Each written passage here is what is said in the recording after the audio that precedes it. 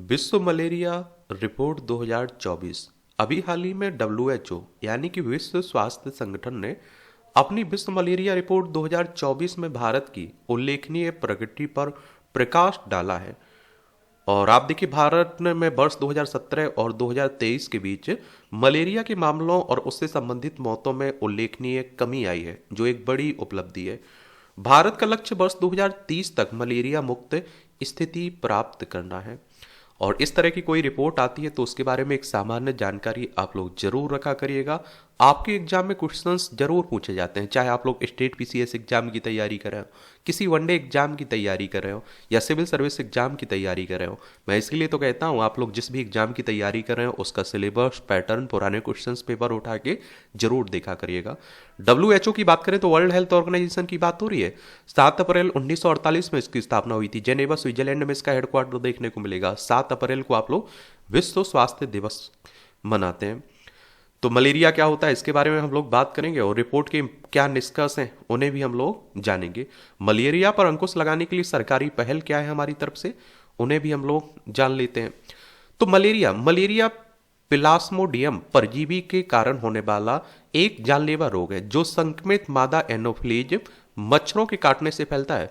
Plasmodium परजीवी की 5 प्रजातियां हैं जो मनुष्यों में मलेरिया का कारण बनती हैं, और साथ ही इसमें से 2 परजीवी प्रजातियां पी पी फाल्सीपरम पी और पी बी बॉक्स से ज्यादा खतरनाक होती हैं। मलेरिया मुक्त रूप से अफ्रीका, दक्षिण अमेरिका और एशिया के उष्णकटिबंधीय और उपोष्ण कटिबंधीय क्षेत्रों में पाया जाता है। और जब आप देखिए, जब मच्छर किसी संक्रमित व्यक्ति को काटता है तो वह भी संक्रमित हो जाता है, और जिस व्यक्ति को यह मच्छर काटता है उसके शरीर में मलेरिया के परजीवी प्रवेश कर जाते हैं, और लीवर में पहुंचने के बाद परजीवी विकसित होते हैं और लाल रक्त कोशिकाओं को संक्रमित करते हैं। बुखार, फ्लू जैसे लक्षण, जैसे ठंड लगना, सिर दर्द, मांसपेशियों में दर्द, थकान मलेरिया के लक्षण है। उल्लेखनीय है कि मलेरिया का इलाज संभव है, इससे बचा भी जा सकता है। और रिपोर्ट के निष्कर्ष क्या कह रहे हैं? तो वैश्विक निष्कर्ष, वार्डन डिजीज, अनुमान है कि 2023 में वैश्विक स्तर पर मलेरिया के 263 मिलियन मामले सामने आएंगे, और जो वर्ष 2022 की तुलना में 11 मिलियन अधिक हैं। और वैश्विक स्तर पर मलेरिया से होने वाली मृत्यु दर 5,97,000 रही, जो वर्ष 2020 में 6,22,000 मृत्यु के साथ गिरावट को दर्शाती है। भौगोलिक वितरण की बात करें तो WHO के अनुसार अफ्रीकी देशों में वर्ष 2023 में वैश्विक मलेरिया के 94% मामले, मलेरिया से होने वाली 95% मृत्यु दर्ज की गई है।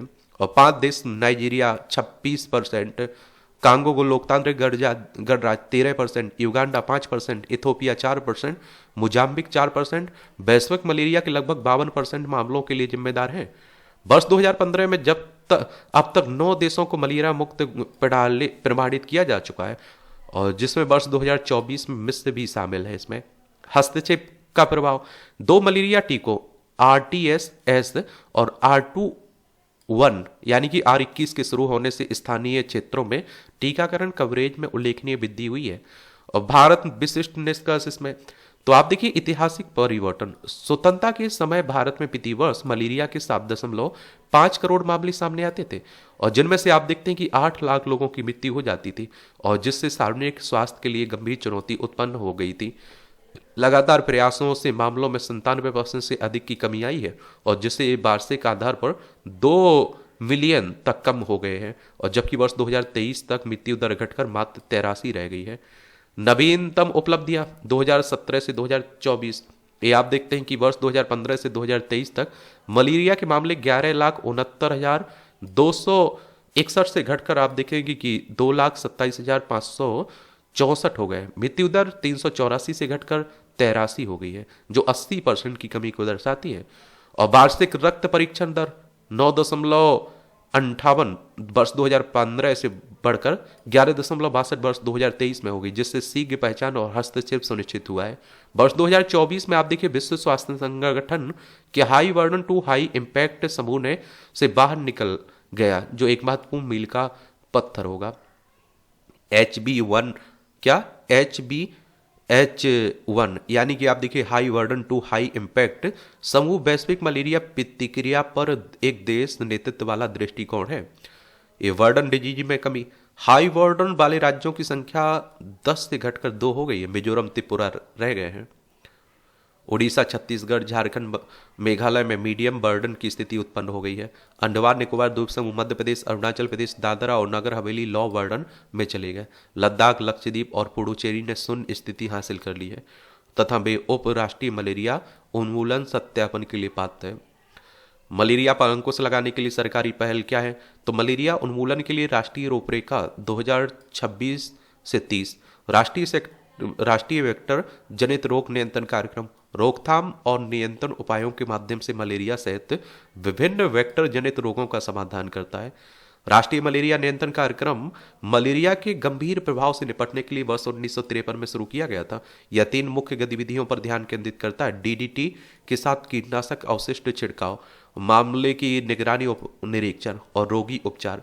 High burden to high impact पहल वर्ष 2019 में 4 राज्यों पश्चिम बंगाल, झारखंड, छत्तीसगढ़, मध्य प्रदेश में शुरू की गई थी। यह कीटनाशक युक्त मच्छर दानियों के माध्यम से मलेरिया में कमी लाने पर केंद्रित है। मलेरिया उन्मूलन अनुसंधान गठबंधन भारत, तो भारतीय चिकित्सा अनुसंधान परिषद द्वारा स्थापित मलेरिया नियंत्रण अनुसंधान पर भागीदारों के साथ सहयोग करता है। तो इस रिपोर्ट के बारे में जानकारी याद रखिएगा। और मलेरिया पर अंकुश लगाने के लिए सरकारी पहले भी आप लोग याद रखिएगा। क्वेश्चंस पूछे जाएगा तो आप लोग जरूर लिख पाएंगे, जरूर आंसर दे पाएंगे। मेरे लिए कोई सवाल हो, आपका सुझाव हो तो बता सकते हैं। धन्यवाद।